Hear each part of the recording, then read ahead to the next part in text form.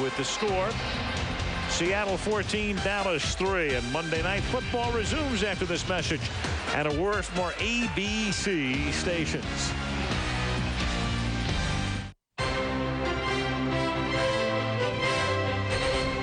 ESPN Sport Legends presents Pele. A statement was made that there are 3 people who could go anywhere in the world and be known immediately: the Pope, Muhammad Ali, and Pele. If you would use the word perfect, yeah, Pele almost is there. The man who would be called Pele was born Edson Arantes do Nascimento. After the onset of celebrity, 2 distinct identities emerged. My father isn't perfect, he's a human being, so Edson is a man and Pele is a myth. It's a defense mechanism to allow himself to be human when he is expected to be perfect at all times. Edson gonna die. Edson is a person. They have a feeling, they cry sometimes. The Pele is an idol. He doesn't gonna die.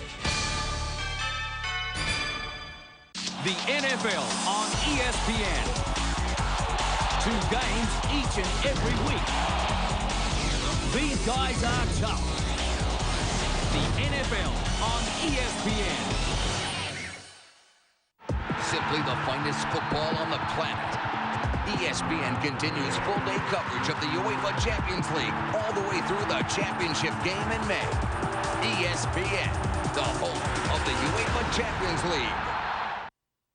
It was a busy week on the UEFA Champions League front, and now we know the identities of the 16 teams in the draw for the first knockout round. Our reaction to what happened on match day 6 on the next edition of ESPN SoccerNet Press Pass on Friday on ESPN.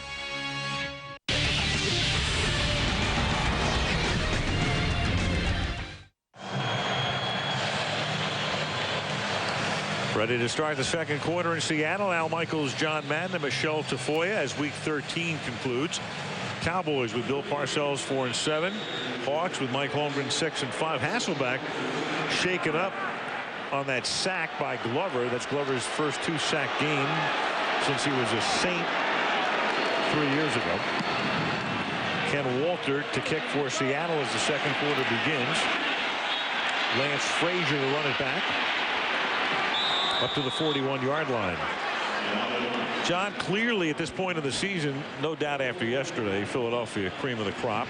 Atlanta's second in the NFC, though they lost yesterday and had a chance to clinch and couldn't.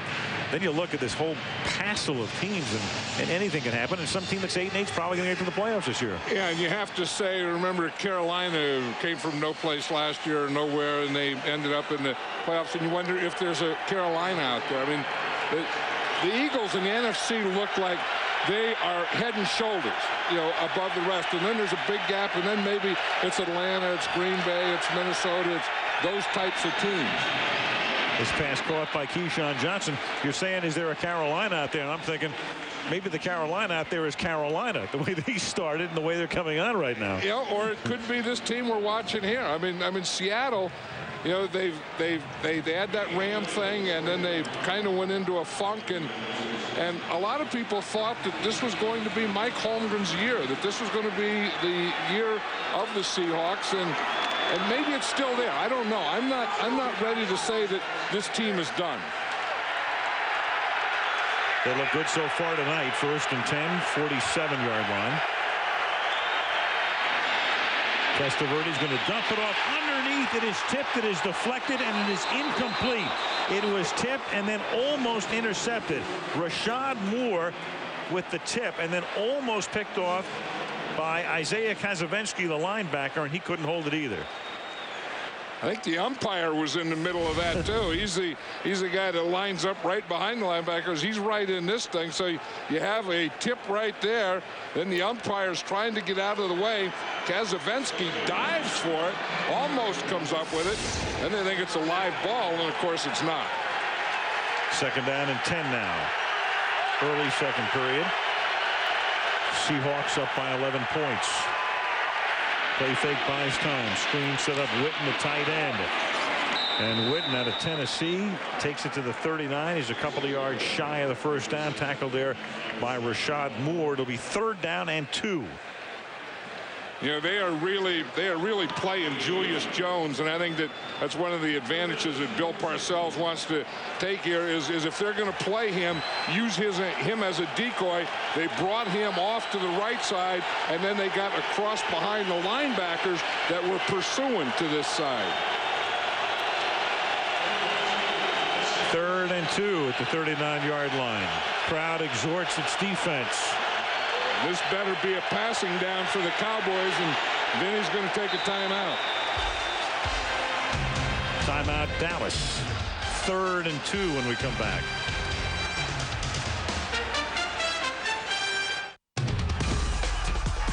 Minutes of punishment, 10 rounds of action.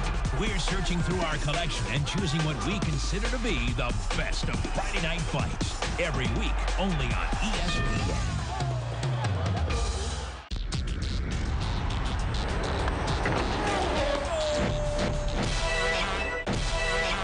We head to the gridiron for NFL Sunday Night Football, where the Oakland Raiders upset their divisional rivals, the Denver Broncos, in the snow. Kerry Collins led the attack, throwing for 339 yards and 4 touchdowns, while Jerry Porter caught 3 of them, including the game winner, as the Raiders won 25-24. ESPN celebrates the Oakland Raiders, our athletes of the week. This week on ESPN, the UEFA Champions League continues Wednesday with 2 more from Matchday 6, including Roma versus Real Madrid live. On Thursday, wax your boards for 2 episodes from the WQS surfing circuit. Friday, you got the guts to go all in? These guys and girls sure do. The 2004 World Series of Poker. Then later, Rocky Juarez and Cudi Espadas Jr. battle in a main event special Friday Night Fights. Sports all day, every day on ESPN this week. The NBA on ESPN continues Friday. Allen Iverson and the 76ers, succeeding in the talent-filled East, face the Chicago Bulls. Sixers versus Bulls, live Friday. The NBA on ESPN.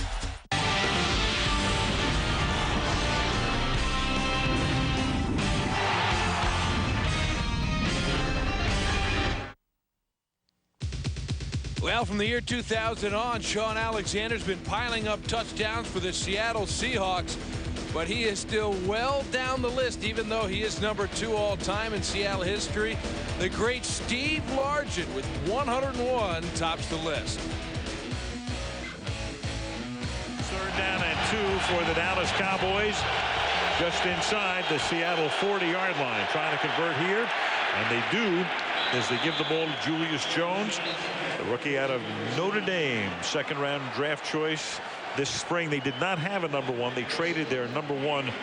They traded down, so they wind up with Buffalo's number 1 next year. Julius Jones did a couple things you have to do in short yardage. Get there quickly and get there low, and watch what Larry Allen does here. He's going to get a push, and when you get that kind of push in the middle, that's the place that you cut back to. 1st down, Dallas at the 36. Vinny on a roll, keeps on rolling, and then throws just before he steps out of bounds to Keyshawn Johnson, who was out of bounds. 2nd down and 10. That's one of the things the Cowboys want to do with Vinny. You know that he can't run, and you know that he's not going to scramble and move a lot. Therefore, you make some of those organized bootlegs, some of those rolls, some of those sprints, just so the defense can't point rush on him. Just, in other words, just everyone rushes to a single point, knowing that he'll be there. Cowboys in the 1st quarter this season have been fine. They're +6, but the rest of the way, diminishing returns as the game goes along. They have a tough time playing uphill. And they'll have to do that tonight. That catch is made by the former Brown, Quincy Morgan. Came over in a midseason deal. Ken Lucas with the coverage. You know, the problem before they got Julius Jones is they didn't have a running game, and all their playmakers were receivers, either wide receivers or Jason Witten, their tight end. So in order to get the ball to them, they had to throw it. So in order for that to happen, Vinny Testaverde, everything went on his shoulders. And now with a Julius Jones and now having a runner, they can take a little of that pressure off of Vinny. They were dealt a pretty good blow earlier this season when Terry Glenn, who would have been their key receiver, or one of them, got hurt and is gone for the year. 3rd and 4, and that is incomplete. And of course, Keyshawn Johnson, you've seen him make that move. But Copper that time, Copper making a Keyshawn Johnson move is Marcus Trufant covers on the play. So 18 instead of 19, and that looked just like Keyshawn. The way he got up, the way he said, "Where's that flag?" Well, and he just ran that slant pattern, but you see, they come inside of Larry Allen. He gets a little pressure on him there, but Vinny Testaverde had time to throw that ball.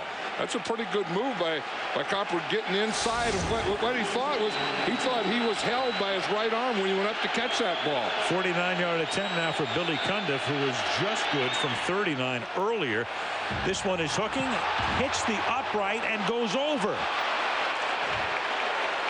A mini doink. Every once in a while, you need one of those. Not the full doink, just the mini, the ping. 14-6. It's a point.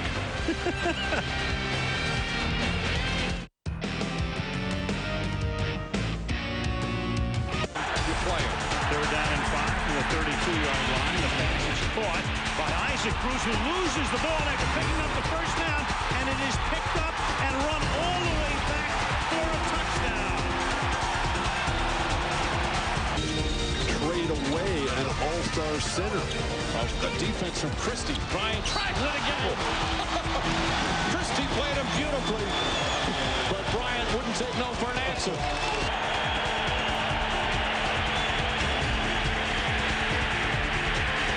Touchdown, Porter.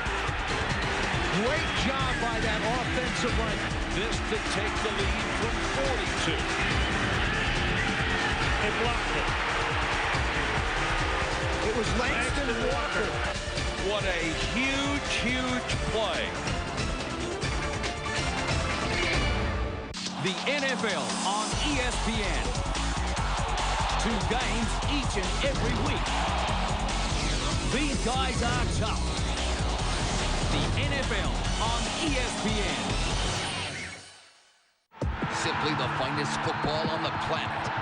ESPN continues full-day coverage of the UEFA Champions League all the way through the championship game in May. ESPN, the home of the UEFA Champions League. It was a busy week on the UEFA Champions League front, and now we know the identities of the 16 teams in the draw for the first knockout round. Our reaction to what happened on match day 6 on the next edition of ESPN SoccerNet Press Pass on Friday on ESPN.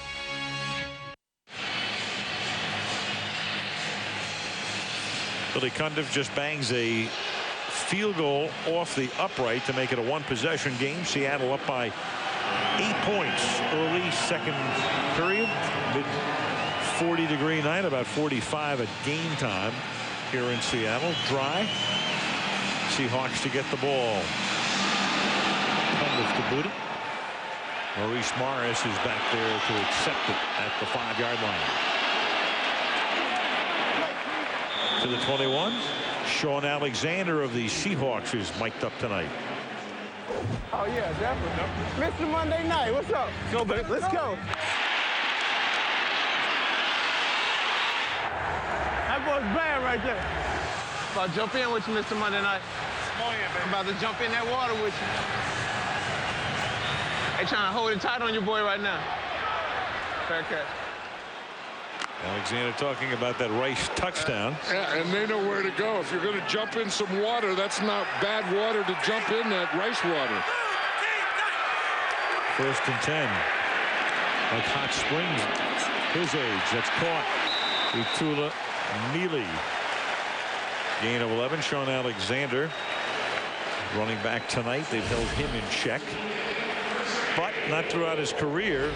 Different story tonight. 6 carries for 8 yards, but he has 3 straight years with 15 or more touchdowns. Jerry Rice on that list as well, with Terrell Davis and Emmitt Smith. And this season, Alexander has 13, 10 of those on the ground. There he goes to the outside. Close to a first down, tackled by Dat Wynn. You know, John, just going back to that Rice touchdown pass for a second. You had the interference on Jones. You know, you wonder, you could have called it on Jerry too at the end of the play, offensive, and you can do that. You know, when you're in the league as long as he is, it's like a guy who hits 300 every year. You're going to get the benefit of the strike zone. Or how many strikes did they ever call on Ted Williams? Right. Like it was the type of thing, if he let it go, it must be a ball. If Jerry Rice caught it and someone had their arm out there, it must be the other guy. Here's Alexander again. That's a nice play. One-handed tackle by Dat Wynn. And just to go back, if you joined us late, Jerry Rice with the touchdown catch here. Clearly there's interference early, and then watch Jerry maneuver to try to get position back. Yeah, and he does. I mean, he had Nathan Jones beat all the way there, and Jones runs into him and grabs him. Jerry pushed a little. See Jerry's left arm right there push. That's one way to get separation. 2nd and 7. Rice getting to play a lot with Corin Robinson suspended. Hasselbeck steps up, good presence, throws, finds the open man, and the ball is dropped, and the Dallas Cowboys come away with the ball. It's Lynn Scott coming back the other way, and Scott is out of bounds at the 39 of Seattle. So Terrence Newman with the coverage on Jeremy Urban. Urban making the catch, had it taken away, had it stripped out, and Scott runs it back into Seattle territory. Jeremy Urban is the outside receiver. And you're going to see him here. He catches the ball, and then he turns to run, and the ball is stripped right there, and the Cowboys come up with it. That's one thing that you have to do now in tackling is you always go for the tackle, but you also go for the strip. You see Terrence Newman there? That right hand comes in there with a chop to try the strip. Cowboys not a lot of takeaways this year. That's only 12 in this their 12th game.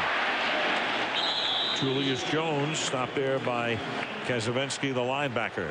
I'll tell you one thing about Julius Jones. He hits those holes quickly, and there's not much time for his blocking to develop. And if you're going to get a block, Flozell Adams and Larry Allen on that side, you better get it quickly because he is going to be into and through there. He's a coal miner's son, but the difference is his mother is the coal miner. Julius Jones's mother is a West Virginia, or at least was a West Virginia coal miner. 2nd down and 6 at the 45, at the 35-yard line. And this is Jones, and he fights his way for a 1st down. And Michelle, you know all about that. I do, because I talked to him about it. Betty, his mom, was a coal miner for 19 years, Al. She worked for the Westmoreland Coal Company in Appalachia, Virginia, and they were all very nervous about it, all 7 of her kids, because she was really deep underground.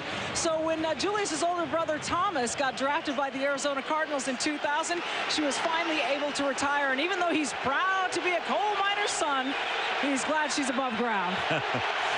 Jerry Jones is telling me she's a terrific lady. He said it's the last thing in the world you would have thought she ever did. Testaverde dumps one underneath, and it's off the back of a lineman, and then a flag is thrown because he threw it off Larry Allen's back. Testaverde's having trouble in that middle. I mean, a couple times he hit Julius Jones and he dropped the ball, and you know he's hit defensive linemen, hit his own offensive lineman, came very close to hitting the umpire.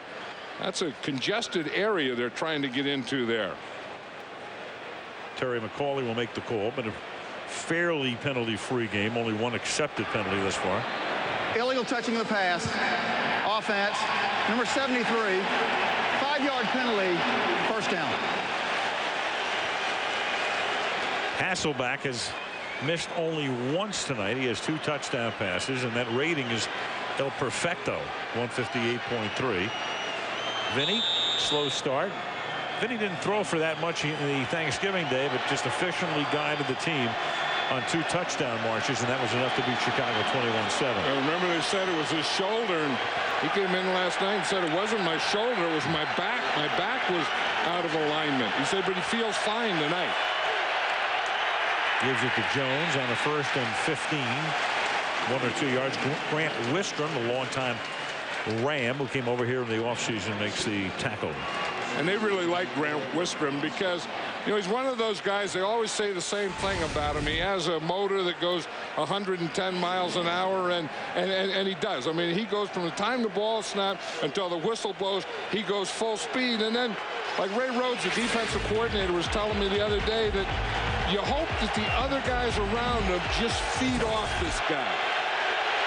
2nd and 14. Over the middle, underneath route, caught there by Darian Barnes. Flag down. Flags on the far side of the field, indicated against Seattle. Vinny finally found his guy there in the middle. Illegal use of hands to the face. Defense. 21. 5-yard penalty. Automatic first down. That's the big part. Ken Lucas. That's the big part. It's an automatic first down. That's Ken Lucas. He's the right corner and a very good player. You see him right here. He's just going to come up. And again, that's what happens when you go to get that jam. You want to jam that receiver on the line of scrimmage. But if your hand goes up and hits him in the face mask or anywhere in the helmet, then it's an illegal blow to the face. That's a tough one. And Ray Rhodes wants his corners up there. He wants them to jam them. And every once in a while, you're going to have to take a few of those. 1st and 10, 26. Jones. Meet Mr. Rocky Bernard, number 99.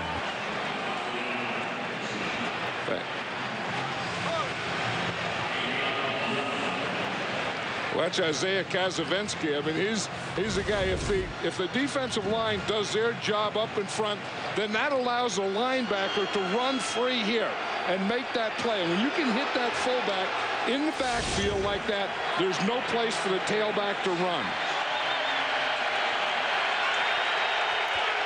2nd and 9 now at the 26. Testaverde throws. That's caught. Good hands. Witten. 1st down inside the 10. 1st down and goal upcoming. Well, he's a good player, that Jason Witten. Yeah. You know, Ray Rhodes was saying the other day that he thinks he's the best tight end in the NFC. And you see that, you know, he's turned into a pretty good blocker, but as Vinny Testaverde said, he's a great receiver. And the thing that makes him a great tight end receiver is he always gets leverage on the defender. And you just saw it there, how he gets to the inside shoulder and then breaks out away from the inside shoulder. They've been locking him down. The defenses have in the last 2 games. But hot again tonight. He's caught 3 for 30 yards. 1st down and goal. Good protection. Testaverde pump fakes, throws, and that is caught in the back of the end zone by Terrence Copper. Flag, though. Flag at the 2-yard line. I think that pump that you said, I think it was to Copper the first time. Copper was open, and then Vinny pumped it to him, brought it back, and Copper got open again. Holding. Defense. Number 26. Phillies decline. Touchdown. Ken Hamlin with the hold. Yeah, and that wasn't on Terrence Copper. He's holding Keyshawn Johnson. See, Keyshawn is right here, number 19. Copper's on the inside 18. That's where they called the holding. Here's the touchdown. Maybe that first pump was to Keyshawn Johnson. Could have been. Dallas is going to go for 2. A lot of people say, well, it's too early in the game. Just convert. Parcells has elected, at least they did elect, and then they decided to call a timeout. So we'll see what they do when we come back. 14-12 at the moment.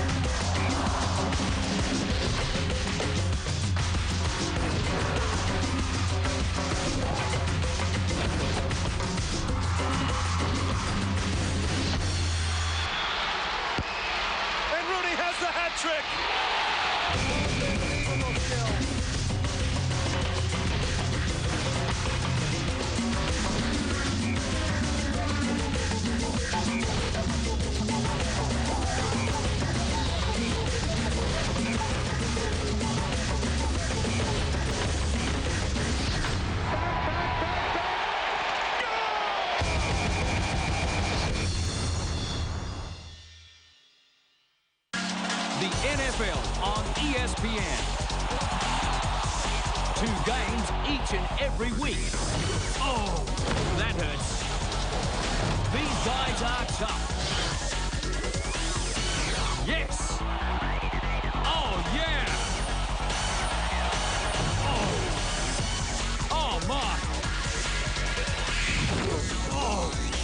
The NFL on ESPN. The NBA on ESPN continues Friday. Allen Iverson and the 76ers, succeeding in the talent-filled East, face the Chicago Bulls. Sixers versus Bulls, live Friday. The NBA on ESPN. Cowboys will go for a deuce, and Vinny Testaverde has just established an NFL record, breaking a tie with Steve DeBerg. He's now thrown a touchdown pass in his 18-year career to 63 different receivers, Copper being the 63rd, and now Vinny's going to flank out. And a little trick play coming up here as Patrick Creighton takes the snap and can't get into the end zone. So the Cowboys try a trick two-pointer. Flank Testaverde out, snap the ball back to the rookie from Northwestern Oklahoma State, Patrick Creighton. Juggles it, can't get in, still a two-point game.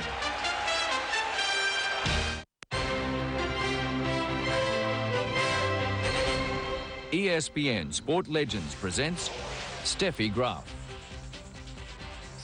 In 1988, Steffi Graf was relentless as she sought to join Maureen Conley and Margaret Court as the only women to win the Grand Slam.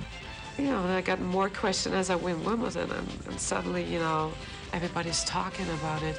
In September at the US Open final, Graf needed to defeat another prodigy, Gabriela Sabatini, to secure the slam. It was a tough match. Every single ball, I mean, you sit there sweating, tensing up. I would have loved to win it that time, but I think she also deserved to get it all. I didn't realize how much it got to me, actually, after I won it. I was in the car crying, and my dad is like, you know, everybody wants to see you. And I'm just crying, I'm like, no, I just want to sleep. I'm just destroyed.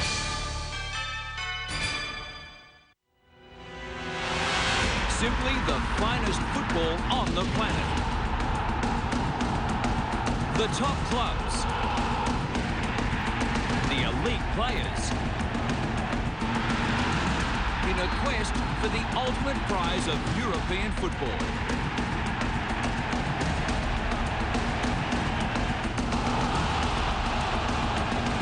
The UEFA Champions League on ESPN. It was a busy week on the UEFA Champions League front, and now we know the identities of the 16 teams in the draw for the first knockout round. Our reaction to what happened on match day 6 on the next edition of ESPN SoccerNet Press Pass on Friday on ESPN. Coming up on NBA Friday later on this week, the Philadelphia 76ers will go to Chicago to take on the Bulls. The Bulls still struggling to resurrect some semblance of a contender. It's not working in Chicago. The Sixers and Bulls coming up on Friday. Conversion. 14-12 Seahawks. Maurice Morris runs it back to the 18. Two-point play. Let's take a look again at that trickery and conceit. Here's Vinny Testaverde. We see the quarterback, and he's going to go out, and he's going to spread out to the left. Patrick Creighton will then be this guy right here, the only guy. He gives the silent count there. The ball is snapped a little behind him. He's trying to run a power sweep into the end zone, and it doesn't work. But, you know, with Bill Parcells, you always have to watch out for that. Not that. That's a little kid, but he always has like 3 or 4 trick plays in every game. Hasselback sliding in the pocket, throws. Whoa, baby. Making the catch and getting ripped by Roy Williams is Darrell Jackson. And that's a 12-yarder. And Jackson is a guy well known in these parts who drops a lot of on-target passes. This one he holds on to and somehow is able to keep holding on to it. And with that hit, you know that had to be Roy Williams that comes in there. They had 8 men in the box. You know, we talked about how they're going to stop this Seattle run. Roy Williams was a strong safety. He was up in the box. They only had 3 deep. But when he reads pass, he comes flying back there. Next play is a 4-yard gain by Sean Alexander on the ground over the left side. 5.5 to go. I think that's why Hasselbeck is doing so well, because the Cowboys are saying that we're going to stop Sean Alexander. I mean, we are not going to let them run on us. We're going to gang up. We're going to have 8 men. We're going to have Roy Williams up there. And if they're going to beat us, Hasselbeck is going to have to do it. And the things that have been open have been in the passing game. Hasselbeck is now 11 out of 12. Jackson on the run, makes that catch. Tackled by Newman, and they beat the blitz on a 17-yard pickup. Dude, they did on that side, like you said, Al, it was a blitz, but you see the formation is all over here in the right side, so then they get single back here, and this is where he comes with the ball. To get the coverage over there, bring the blitz. Now you have a true one-on-one and a whole backside isolation. Seahawk 48, the Dallas 48 for a first down now. Alexander stopped by that win, gain of 2, 2nd and 8. Valerie Alexander looking on. Now her husband's going to be, if he does not sign a contract before the free agency period, a free agent. Both Hasselbeck and Alexander are in what they call their contract years. And Walter Jones is too. And you know, and this is an offensive team, and this is a group that has to keep those guys, and they have 3 big timers they have to keep. 2nd and 8, Hasselbeck juggles, and it was almost intercepted. It's incomplete. Matt had hit 9 consecutive passes.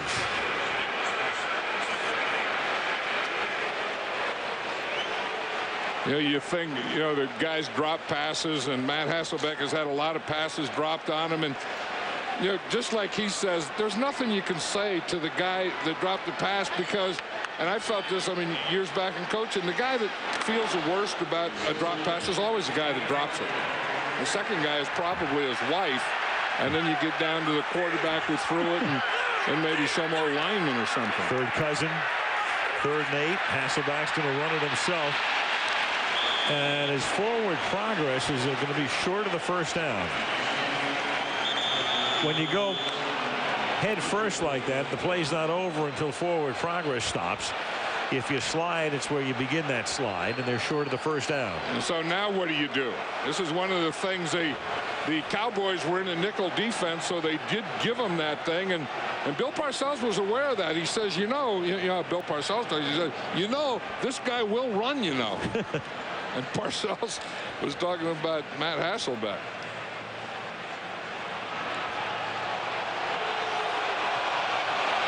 But now what do?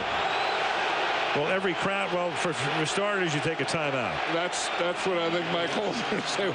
Now what do? Let me have a timeout and think about it.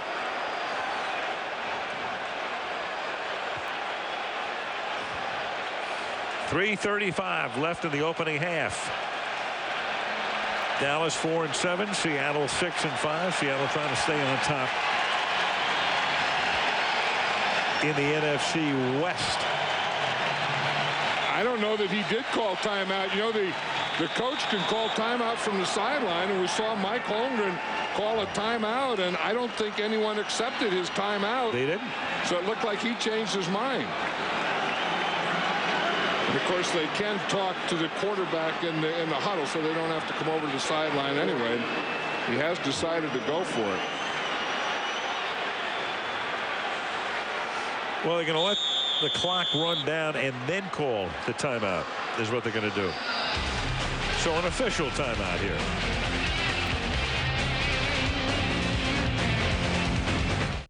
Simply the finest football on the planet. ESPN continues full-day coverage of the UEFA Champions League all the way through the championship game in May.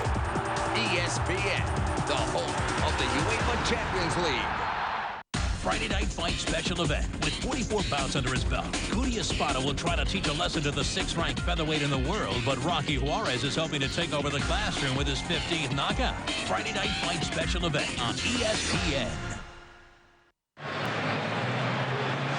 Mike Holmgren called that timeout, took it back, let the clock run down, and now let's see what he's going to do. He's going to go for it.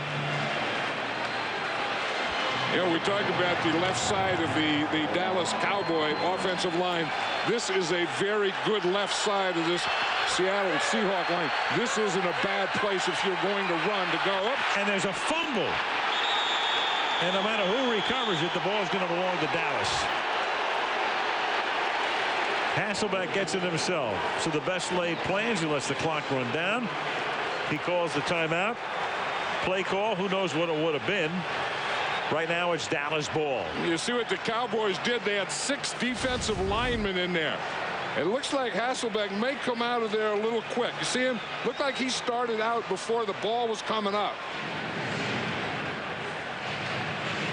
See, watch him here. You see the 6 defensive linemen? Everyone's getting low. Oh, they don't get much movement on that side anyway. They got penetration on that left side where they were probably going to run. They wouldn't have made a first down anyway. No. Robbie Tobeck, the center, snapping it now from the 41. Here come the Cowboys. Julius Jones to the 45 off of an Andre Gerard block. Gain of 4 under 3 minutes to go in the first half. We talked to Julius Jones last night and, asked him if he comes out to, to take a breather or ever takes himself out. And he said, not only do I never take myself out, I don't even think of ever trying to take myself out. He told us that Parcells got on him for coming out of a preseason game. Then after he broke his shoulder blade, he stayed in for 4 more plays. He was afraid to come out.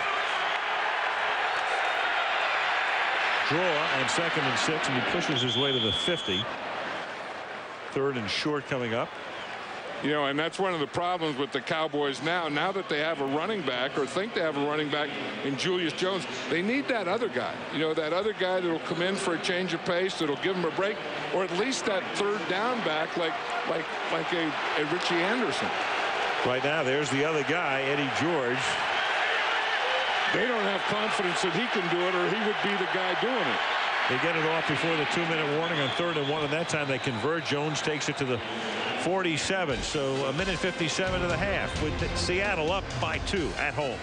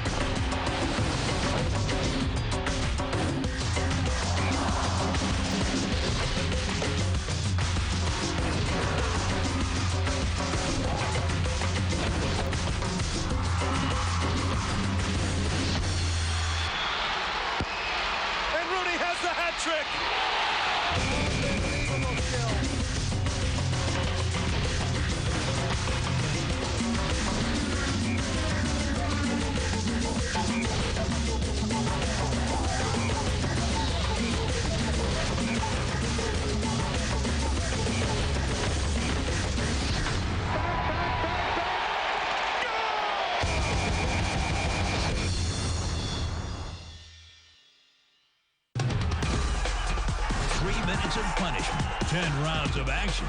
We're searching through our collection and choosing what we consider to be the best of Friday night fights. Every week, only on ESPN. The NFL on ESPN.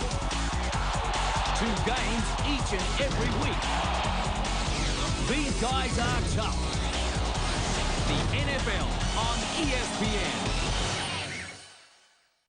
The NBA on ESPN continues Friday. Allen Iverson and the 76ers, succeeding in the talent-filled East, face the Chicago Bulls. Sixers versus Bulls, live Friday. The NBA on ESPN.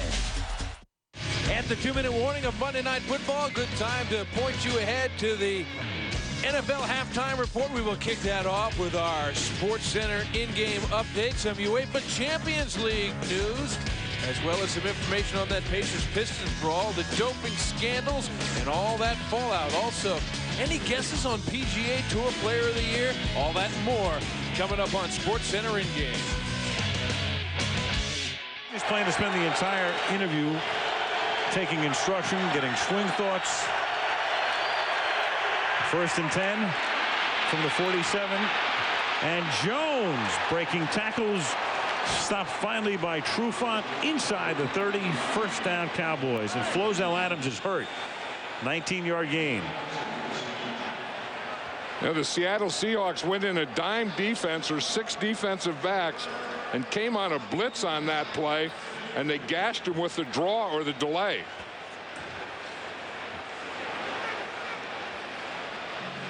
Flozell Adams, as you say, Al, is still down there. It was a draw or delay play, and you watch Flozell here, and he's picking up a blitz or a stunt. It looks like if anything happened to him before that, it was just Larry Allen stepped on him.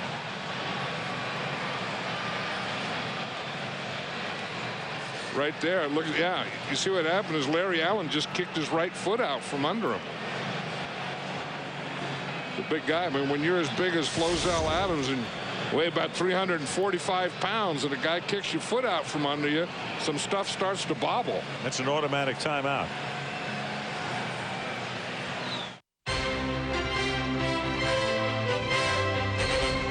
ESPN Sport Legends presents Michael Jordan.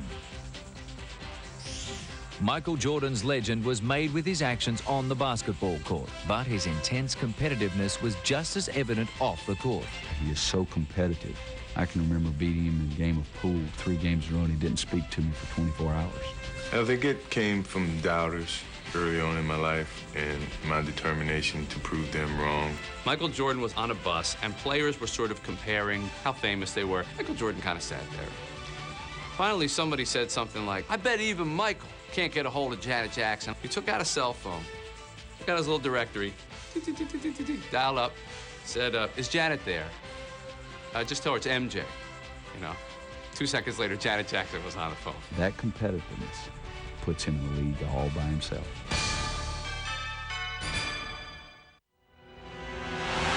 Simply the finest football on the planet. The top clubs. The elite players. In a quest for the ultimate prize of European football.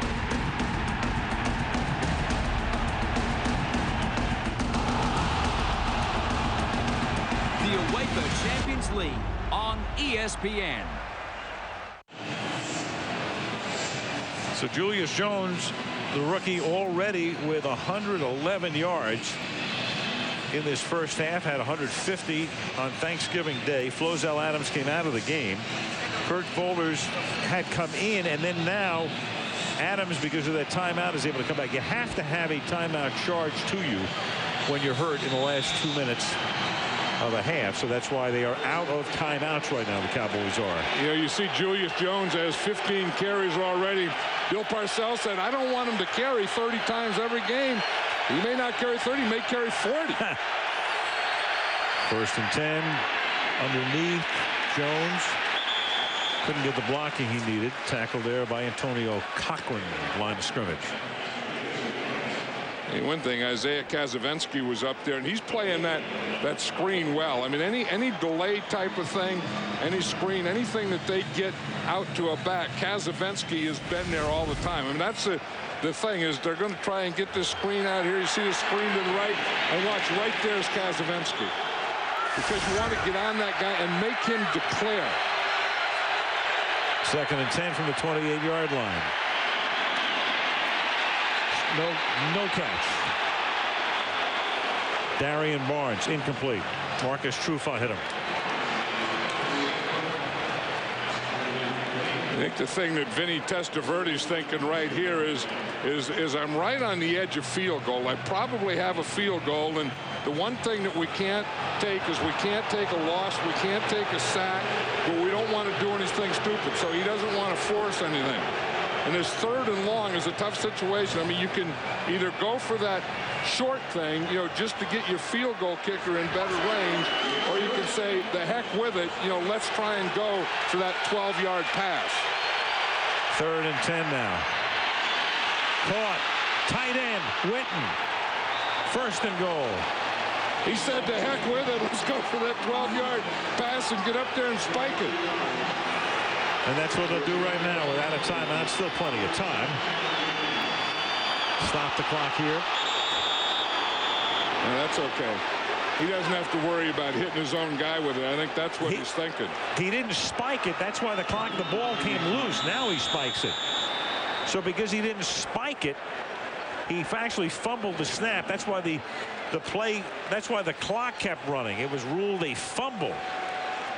I thought that he did spike it, but thought that he hit his own guy, which is okay to hit your own guy. But like you say, it was a fumble. He never had control of it. Yeah, look at that. Yeah. You see, he never got control of it so that he could spike it, so he had to recover it. But at least he knew, okay, I didn't spike it. I better get it, because that's not a spike. Then I better get up and do it again. So now instead of second down, it's a critical third down. Jones on a draw and a touchdown. What a call. That's one of those, if it doesn't work, you go, what kind of a call was that? That was if a it works, call, yeah. What a call.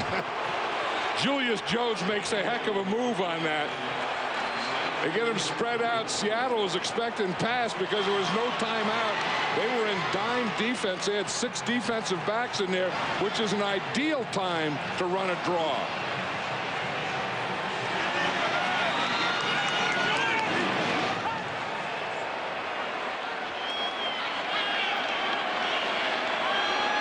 Thunder for the extra point. You know who makes a good block on that is Al Johnson, the center, and he's starting to pull a lot more. And what you see is you'll see Larry Allen will block down, and then Al Johnson, the center, will pull around. So Allen gets that block right there, and right there Johnson gets his guy. He gets Kazavinsky, whose man is Julius Jones. You see Jones waiting right there for him, and you see he just comes right off on him.